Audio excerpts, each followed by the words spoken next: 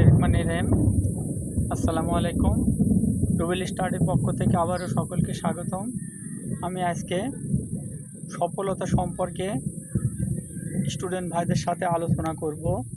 জীবনে সফলতা পেতে হলে দুটো জিনিসকে মূল্যায়ন করতে হবে, এক সময় আর এক মানুষ।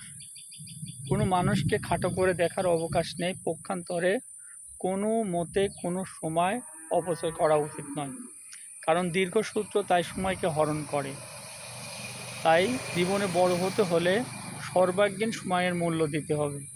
সেই জন্য বলা আছে, কথিত আছে যে খেলায় মজিয়া শিশু কাটাও না বেলা, সময়ের প্রতি কভু নাই করিও হেলা।